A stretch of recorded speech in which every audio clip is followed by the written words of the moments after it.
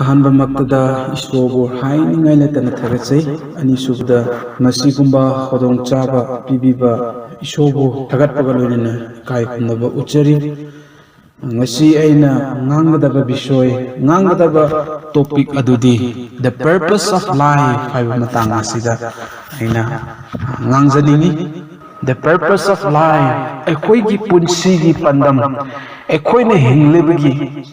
pandam ase karino haiba gi matang asida hoina view ani earthly or worldly view ani subata heavenly view or divine ishor dagi lakpa ishor gi wahai dagi takpi tambiba asi hoina ani gi view asi yingminagani aduna bible in the pathok sege ecclesiastes 5 gi 19 to 20 12 gi 33 gi ama aduda smaina kono yingminasi 5 gi 1920 da kari hai haba matamda pathok sege every man also to whom God had given riches and wealth and had given him power to eat thereof and to take his portion and to rejoice in his labor. This is the gift of God, for he shall not much remember the days of his life, because God answered him in the joy of his heart. Masida koina yinglak matamda ishor pibi hiba khudol ado koina harau na lawsil le haraga karino amadi mahaki damakta tawjaba haibisi koina munna ingok matamda koina u fangani rejoice habini koina u fangani stewardship faithfulness haiba matang sida koina u fangani 12 na koina u fangwase kari heno 12 ki 1 asida youth na hasingbo takpi tambiba kamaina hingani kamaina ishogi seba tawgani kamaina kari tawgani haibisi na chingbasi koina u fangani adana hanbada introduction la aina haizaning badi everyone has a purpose of life mi pumnamak ase isa gi punsi gi pandam lei haibisi ekoina khangi aduna aidi punsi gi pandam leite aina hinglibasi karisu leite aina sumna hinglibani prithvi da leibase tayung panda leibase ai sum ingmani siraga loire kari mata leite haibagi mi sing adudi mak ase karino amadi wali hain haibada haiman bathok loi hain asmaina aina hain hazani aduna if I ask everyone to masa gi answer ase pirakani tongan mamong da pirakani aina khangani adubo akhoina pirakku mong ase ishoki beginning horok akhoi horok pham adu khandaduna akhoi tongan ba mong da pirakpa answer ase akhoi uba phangani hain thajai khanjai aduna ecclesiastes the ibase kari hino why how he wrote about the life Solomon ihibano hai matamda maki thokhiba punsi mangda khankiba wakhalon punsi da thokhiba punsi da masini haina takamba experience oikiba thodok kayan thokpa namaram oiraga makase masigi matang punsi gi matang life gi matang da anana iba book ase ecclesiastes proverb asini habise koina uba phangani detail dina te adu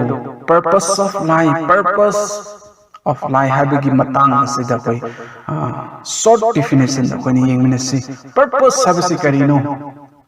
to fulfill the tasks what things to be done ekhoina punsigi sor holiba hingliba se hayeng su hingkini angasi su hingli hanchik su hingkini ado hingliba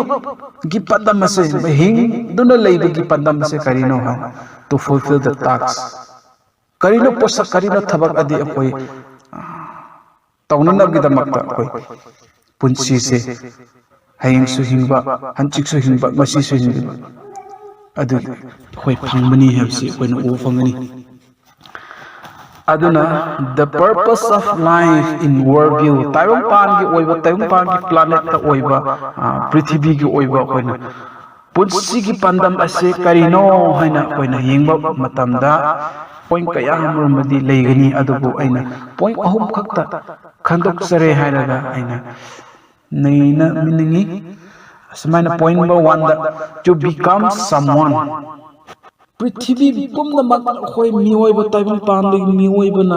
खल्लिबसे करिनो आइगी पुंसीगी पंदमदि करिनो HYBE मतम आइसे मी अमा ओइरकपा मी अमदि ओइरकननबगिदमक्ता आइना हिंगलिबनी हाइना मी कयामरमना सुमाइना answer P करिनो अमा ओइरकपा हाइबसे करिनो HYBE मतमदा rich इना खुनबा हाइसिंबा officer ओइबा असंग ओइबा अदुगुम्बा मी अममा ओइरननगदमता कोइगी पुंसी असे एगी पुंसी असे हिंगलिबनी लेरिबनी हाइबसी मी कयामरम स्माइना answer P एगी पुंसी असे हिंगलिबसे तबं पांदे हिंगलिबसे ऐसे मी अमा ओइरननगदमता होनबा असे एगी पुंसीगी पंदमनी हाइना असमाइना तबं पांगी वखलोंदा खुमलकपा अमनी अनि सुबना करी है to eat and live आई पुंसी हिंगलिब से आई पुंसी की दमक आई पुंसी की पंदमदी चाबनी हिंगबनी चाबनी हिंगनी चाबनी थकपनी फ्रीडम आतारे निंग तबना हिंगजब अदु आईगी पुंसी की पंदमनी हैना खुमलक पमीसु लेतब नते अहुम सुबदा करी है to achieve our goal or to achieve my goal अखोइगी गोल अइना तौगदब पोसक अइना थुंगदब पोसक अदु थुंब ngamba phangba ngamba अइना खनब पोसक अदु अइना लामगदब पोट अदु लामनिंगलिब पोट अदु लामबा फंगबा पाइबा फंगबा थुंब ngamba अदु अइगी पुंसीगी पंदमनी हाइबसे मी कया मरम असमाइना नहा मरम कयाना युत नहा कयाना असमाइना महाकी पुंसीगी पर्पस ऑफ लाइफ असिदा आंसर समाइना पिनै अखोइना ओपन तोंगान तोंगानबा पॉइंट कयामन सु लै अदु मस्तिगी पॉइंट अहुम से आइना असमाइना मेजर ओइबा मी पुमनमक लैबा असि आइना असमाइना खंदोपसरे हाइना असमाइना मी पुमनमक शेयर तौबनी अदना तैबं पानगी पुंसीगी पंदम असे आई मी अमा ओइरकनरमगिदमक मी इना खुंबे ओइरो अचौसंग ओइरो पैसा पाइबा मी ओइरो नत्रगा हाइसिंबा मी ओइरो बस मी अमदि ओइरनरमगिदमक आइगी पुंसी से हिंगलिबनी आइगी पुंसीगी पंदम असे मसिनी हाइना हाइबा मी कयामरम लै मी कयामरम न करी हाइ मतलब टू ईट एंड लिव आइना चारगा हिंगलगा लैबा पुंसी अदु आइगी पुंसीगी पंदमनी मी खरना to achieve our goal or my गोल आइगी गोल असे आइना चटकदबा पंतम असे आइना लामगदबा पोट सकदु लाम फंगबा थुंबा ngamba निंगबा थुंबा अदु आइगी पुंसीगी पंदमनी हाइबसी ताइबुं पांगी मी ताइबुं पांगी वखलोन ताइबुं पांगी वर्ल्ड व्यू असिदा पीबा आंसर असे अखोइना उबा फंगनी अदुना मखताबदा the purpose of life in biblical world view ना बाइबल गी ओइबा ईश्वर गी ओइबा वखलोन ईश्वर गी ताकपीबा वखलोन ईश्वरना सेबिखिबा पर्पस बाइबल न ताकपीबा बाइबल न इखिबा वाही अदुदी इनसिनबीबा वाही अदुदी ताकपीबा वाही अदुदी करिनो अखोइगी पुंसी असिदा अखोइना इशा कल्लिङैसिदा अइना हिंगलिबा पुंसी असे ईश्वरना अहिंब सोर कामबीबा असे करिनो करी तौरनबगिदमक्तनो हाइना अखोइना उबा मतमदा येंगबा मतमदा येंगलकपा मतमदा बाइबलगी ओइबा येंगलकपा मतमददी नंबर 1 दा टू ग्लोरीफाई गॉड ईश्वर मतिक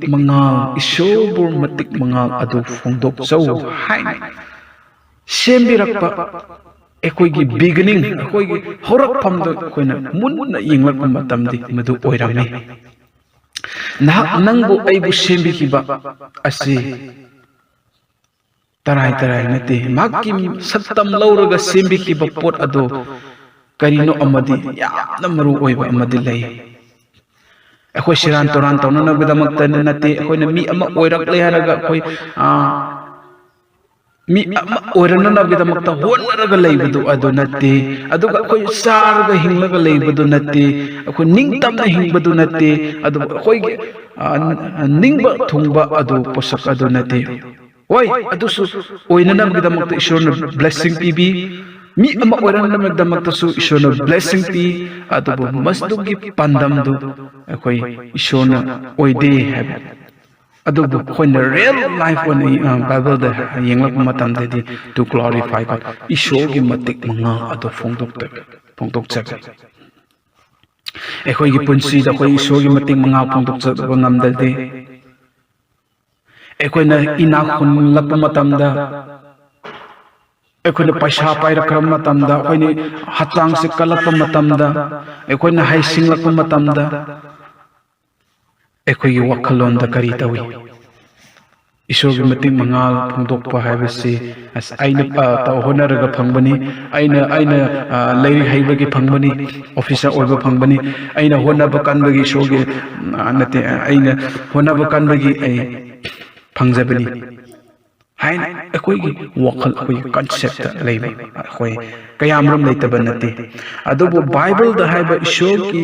पुंसीगी द अखोइगी पुंसीगी पंदम अखोइना हिंगलिबा पुंसीगी पंदम दे ईश्वरगी मतिक ngaal phongtok chौ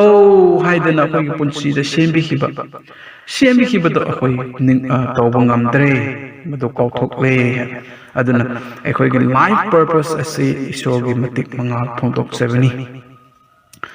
अनिसुबद करी हाय fear of the Lord ईश्वर की न चचब ईश्वर की न चचब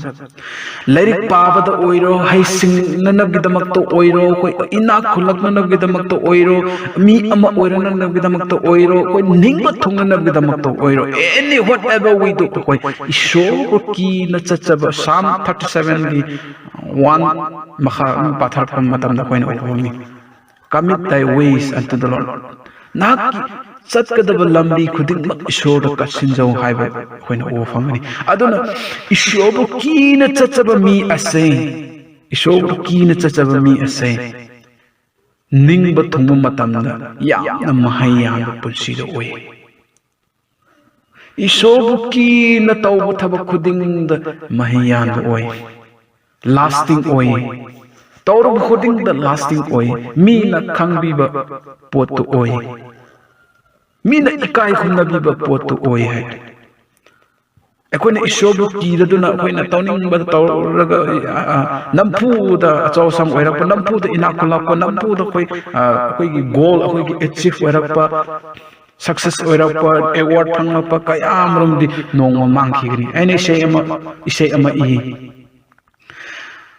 नंगना अवार्ड कयामरम सक फजबगी लाइरिक हैबगी तोंगान तोंगानबा अवार्ड फंगजरगसु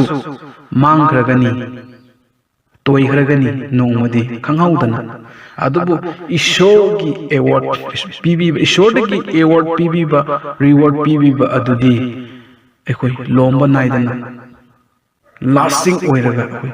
पुंसीदो अदुगुंबा महिसु यानबा तबंग पानसु बोर फंगबा तबंग पानसु महि यानबा सरगादसु मना फंगबा अदुगुंबा पुंसीदो फंगनी हैना इसे अमा आइसमाने इ अदुगुंना अखोइ ईश्वर कीना चचबा मी असे अखोइ निंगबा थुंगबा मतमदा यामना थवाइदा पेनजबा हाइदर इंगथबा फंगी है यंगसिने अखोइ करीगुम मतम द अखोइ कंपनी द ओइरो एनी कॉम्पिटिटिव एग्जाम द ओइरो और व्हाटएवर अखोइ तौबा मतम द ईश्वर से मनिंग द थमगा अखोइना होनबा मतम द कयामरम होनरगसु ओइ मतम खरगिदि अखोइ थुंगनी खरबदि अखोइ थुंबसु याय थुंगलंबसु याय अदो मदुगी पोत अखोइ लास्टिंग ओइदो मीनसु खंगबिदबा मीना खंगबि रगसु महाक असे यामना इंगथबा मंगोंदा लेतबा अदुगुम पोत ओय अदुना अखोइगी पुंसीगी पंदम असे करिनो ईश्वर की न हिंगबा पुंसी ईश्वर की न हिंगबा ईश्वर की बचचबा तौजबा असे अखोइगी पुंसीगी पंदम नि ईश्वर न पीबीबा पुंसीगी पंदम दो अदुनी है अखोइना निंग तमना हिंजरे हरगा निंग तमना हिंगे हरगा चानिंगबदा चाबा थकनिंगबदा थकपा गाउदिंगबदा गाउबा अखोइ ड्रग्स एडिक्ट ओइबा अखोइ ब्रोकन हार्ट अखोइ ड्रग एडिक्ट ओइबा करियामरम अखोइ तौरक मतमददि मदु ईश्वरबु कीदबा मतमददि अखोइगी पुंसीदु मांगनी नंगी लाइफ पर्पस अदुदगी लोइले damage spoil oire isor ki na chachab matam dadi madugumba taibang pan gi oiba pot khuding maktu koina lothokani horen khoi madugi point makhada lakani aduna ahum subada know his will isor gi aning badu kari no thizaba mi ado khoi gi punsi gi purpose ni isona pamba khoi gi punsi da oihaningba thohaningba tawhaningba du kari no hana thizaba mi ado thizaba punsi ado adu life of purpose ani masini Bible na hoy takpi isor khoi gi youth punsida nahama gi punsida khoi gi hachang kalengai matam sida khoi gi hachang pangal kalengai matam sida khoi gi purpose of life khoi gi punsi gi pandam si karino haina yenglang matam dadi no his will isor gi apam isor gi wakhal non do khoi khanglena chachaba ki na chachaba isor gi apam do khoi tawba matam dadi Hoigi Punshigi Pandam ase isona pibiba Punshigi Pandam ase thungba ngamni. Life is all about three things haina hoi proverb the statement amadu pungi. Life is all about three things. Akoi gi punsi matang punsi habese ahumgi maramda hoi ying winning, losing and sharing. Winning ngamba, losing mangba and sharing. Pangbiba haitare sharing akoina o phangani winning others heart mi atopa phataba mi gi wakhalon ado akoina winning tawba ngamjaba losing bad things phataba wakhalon singbu phataba wakhalon phataba mi sing phataba lambi phataba taibu panbu manghanba and sharing happy moment aduga haraubagi wakhalon adu mi pumnamak matam adu mi pumnamak ta sharing tawba haibisi. Life is all about three things: winning, losing and sharing. Winning others heart, losing bad things and sharing happy moment haina hoina o fangni aduga amasu sumaina ho life is the best school. Punsi ase best school ni Lyric tampam gumba school ni hana kono pani God is the best teacher isor ase Punshigi school ada best teacher ni problem is the best assignment akoi gi punsi the problem lakpa anai lakpa tongan burden lakpa punsi mayam ase akoi gi assignment ni hai failure is the best revision akoi gi ningba thungdaba failure akoi gi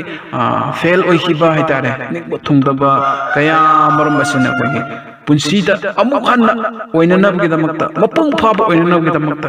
thang thengugum majo revision oiba amuk hanna nawhung na takpi tambiwa lesson ani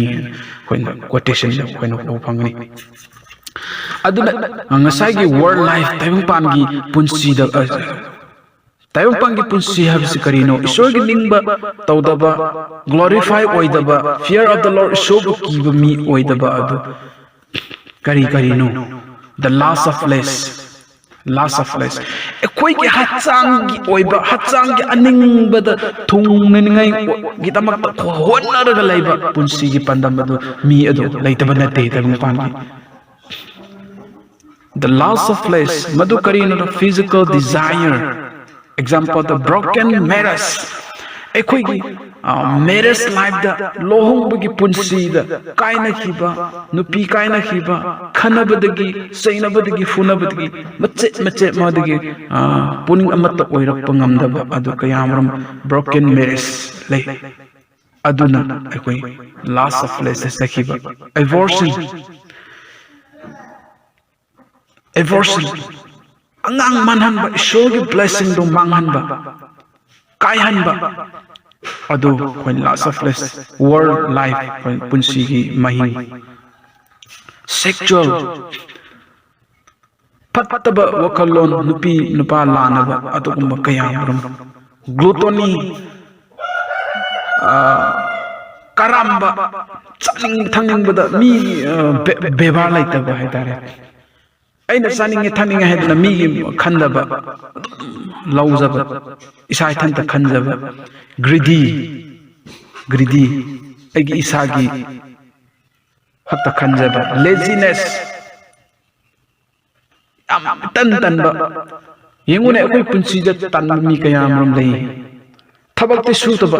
aigi goal di achieve oiningba success oiningba lerip ti padaba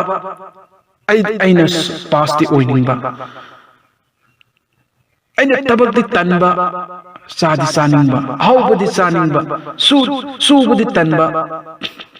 pot ti phangingba chaningdaba adu ubudi yengingba aduguma laziness aduna akhoi time pangi oiduna masigi pandam da hoi life purpose da hoi kayam effect oiba soihanba kayam lei drug addiction yu ngawbada akhoi gi ningba hek thungdam matam da yu ngawning yu thakning yu na pianhanba dawmako ngawsinaba nupi lanaba koiminaba thakminaba matugumba the last of life physical desire asida akhoi gi life purpose asida aigi ningba aigi punsi gi pandam asi thunghanba ngamgani haibagum dawna hoi wonaba drug addiction drug saraga hoi drug ki powers yam kalli akhoi marup singna akhoi hainabale as kanja si power yam kalli nupa nupi ta uhalle saksu sani ni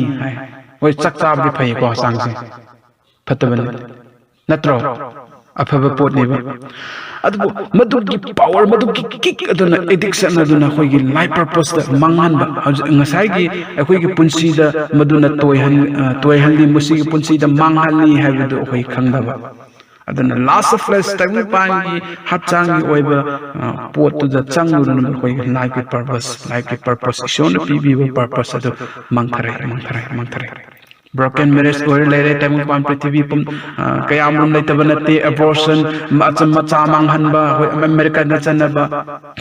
macha manghanba as ai cha yam or al to tawe to taw akoi self control di laita dana ko ishor gi blessing the manghan da laiba sexual vision ko kayam rum lai hotel da nataga tungan restaurant da dating jarga tonga masumai na tor legi glutoni masa ki khanjaba aigi khakta khan mi gi damak ta khan bi daba direction pb daba adugum la kayam lei laziness tan talaga koi aning ba thungjage haiba mi kayam lei tabanate drug addiction yu ngawraga nisha saraga aigi ningba thungi aigi punsi gi ningba thungi tungadabani haiba gi wakhalonda kayam nahasing youthsing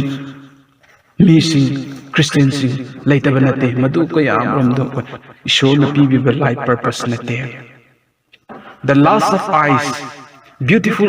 external ekoi ki miyeng da sakhan ba elar ohamba ekoi ki miyeng da ya pam handa ado jealousy kalakchaba covetous ngasai gi jealousy habidi kari haini yengthinaba hagira ningthinaba covetous kalakchaba envy lack of thankfulness mi ababu thagachari ko haiba ngamdaba thank you friend thank you father thank you brother and sister haiba ngamdaba kaya amrum what kaya amrum leitabade madu loss of eyes a beautiful external asi taibang pangi like ki purpose thunghanba ngamgani hana honariba posak asin aduni subada taibang pangi like purpose thunghanba ngamgani hana honaraga leiba posak singdu subada kai hano boastful selfish ambition self glorification ai isa ithan the glorification matik phongdok saba ai lairi haibigi aduni adani hena quotation kayam rum paraga speech piraga na ai sumaina tawapani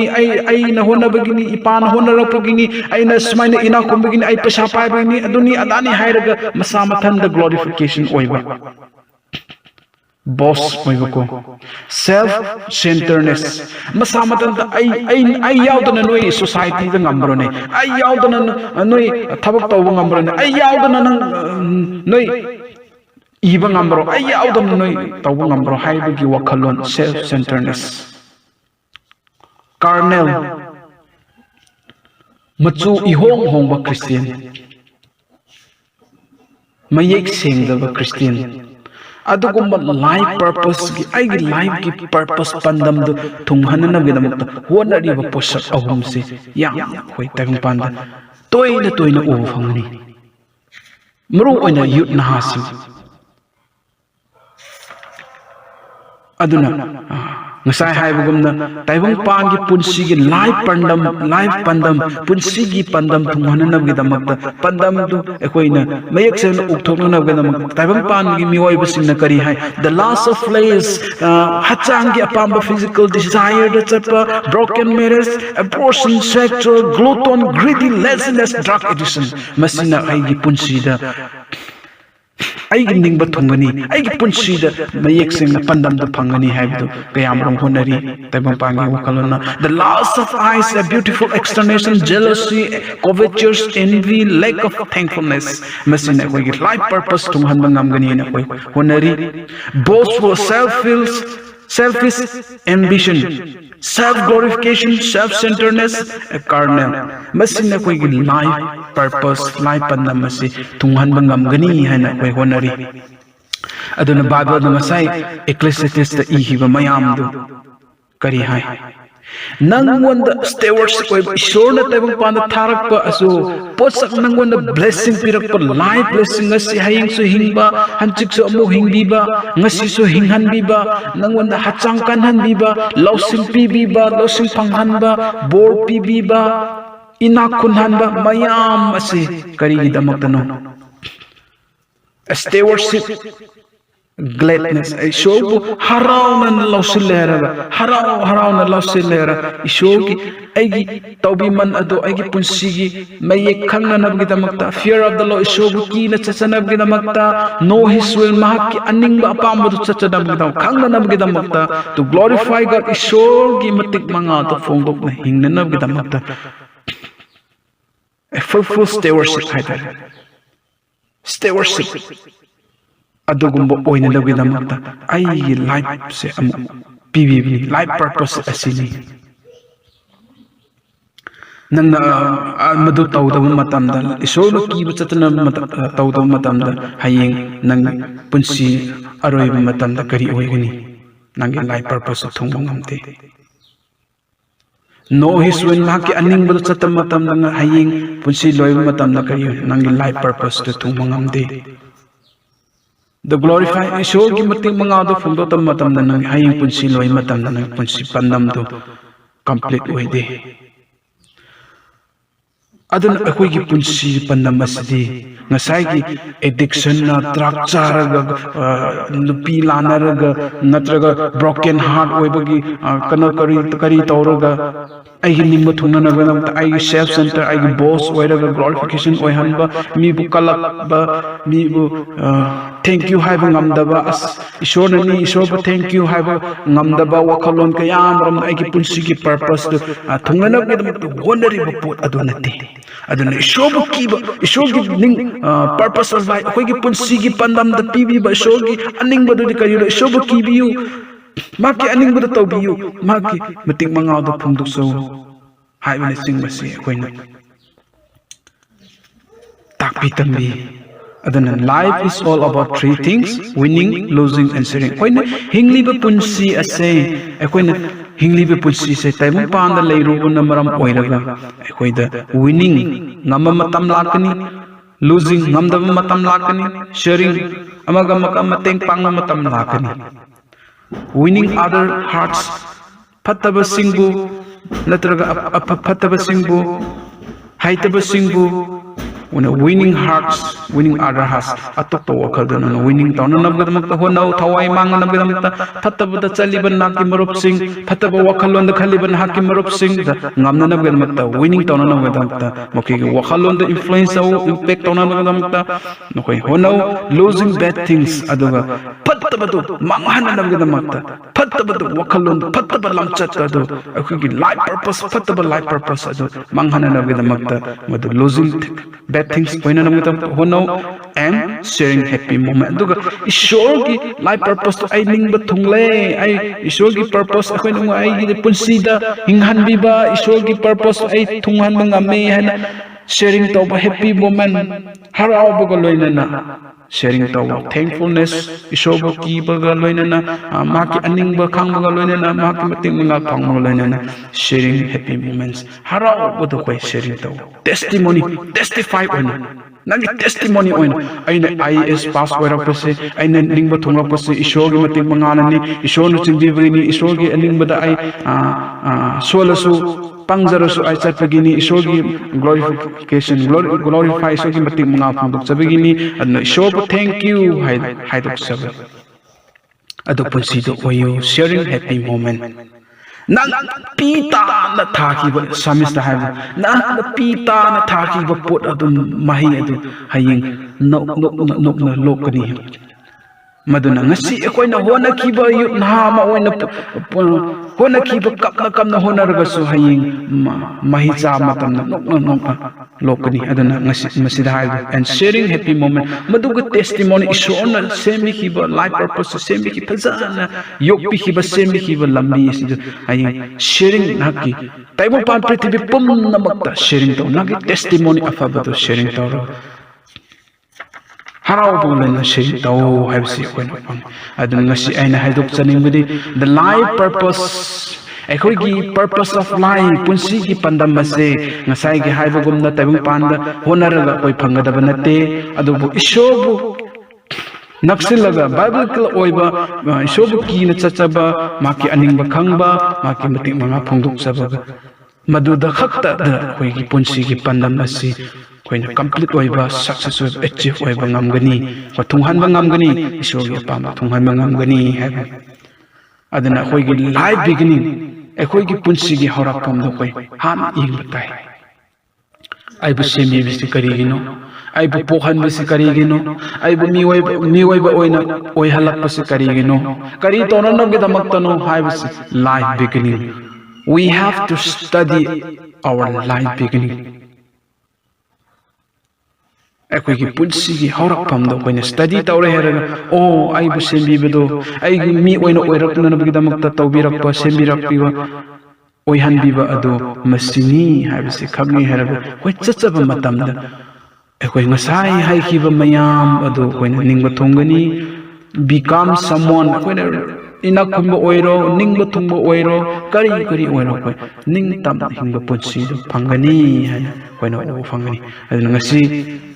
ꯑꯩꯈꯣꯏꯅ ꯍꯛꯆꯥꯡ ꯀꯜꯂꯤꯉꯩꯁꯤꯗ ꯄꯥꯡꯒꯜ ꯀꯜꯂꯤꯉꯩꯁꯤꯗ ꯉꯁꯥꯏꯒꯤ point ꯈ꯭ꯋꯥꯏꯗꯒꯤ ꯆꯥꯎꯕ point ꯄꯨꯟꯁꯤꯒꯤ ꯄꯥꯟꯗꯝ ꯏꯁꯣꯔꯒꯤ ꯕꯥꯏꯕꯜꯒꯤ ꯑꯣꯏꯕ ꯄꯨꯟꯁꯤꯒꯤ ꯄꯥꯟꯗꯝ ꯑꯍꯨꯝꯗꯨ ꯑꯩꯈꯣꯏꯅ ꯊꯝꯃꯤꯟꯅꯁꯤ ꯋꯥꯈꯜꯂꯣꯟꯗ ꯊꯝꯃꯤꯟꯅꯁꯤ ꯃꯗꯨꯒꯤ ꯑꯩꯈꯣꯏ